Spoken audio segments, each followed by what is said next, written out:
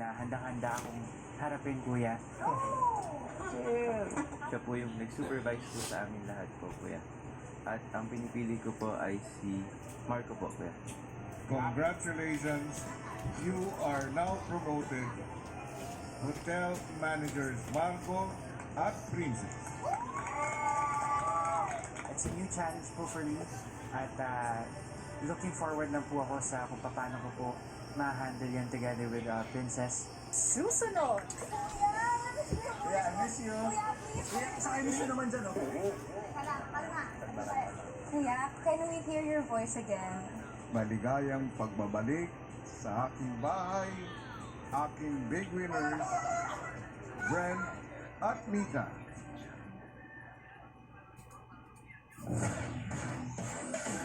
Five main dancers of the hottest P-pop groups are set to collab and collide with 5 new celebrity dance stars. Akapuso leading that, an award-winning actress, from Hair to Dance royalty, an Asian idol, and a former OG girl group member. Apagan ang kanilang full reveal.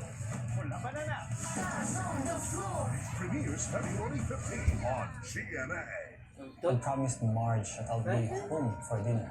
If we don't go, baka mapunta sa ibang competitor. Kayo pala ang husband and wife tandem that I've heard about. No, we're not. May nauna na. Anong gulo ang dala ni Thea? House of Lies.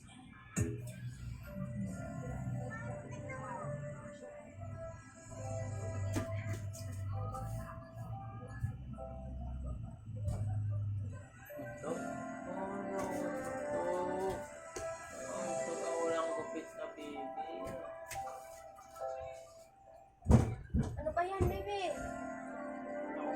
Oo. Dahil love na yung tao na yun pagbubuang ko. Kinabukasan, ang housemates nagising sa panibagong wake-up call.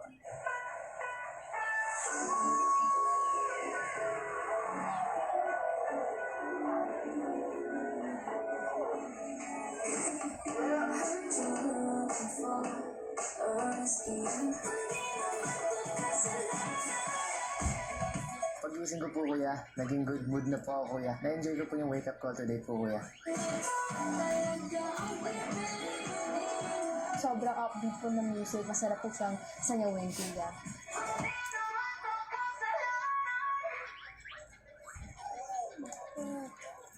Sobrang crush na dito. Hindi, sakit ko. Paglabas ng housemates sa kwarto, napansin nila agad ang pool.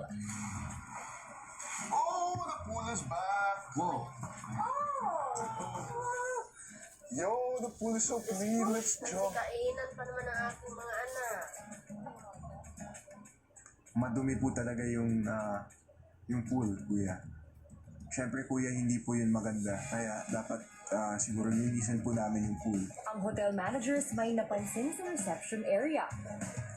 Okay, ito ata yung bilog ko gabi. Oh! Sina Marco at Princess agad na sinabihan ng housemates tungkol sa nakita. Guest number 1. Isang singer-songwriter na kumanta ng Wake Up Call kanina. Mahilig mag-vlog dati. Vlog. Si Mika yan! Si Mika, lumabas ka na. May kasamang lalaki.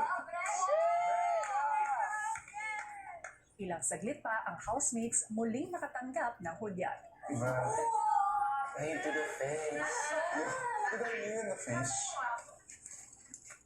Matapos magbihis, ang managers pinatawag sa confession room. Para mas matulungan kayo na matukoy kung sino ang magiging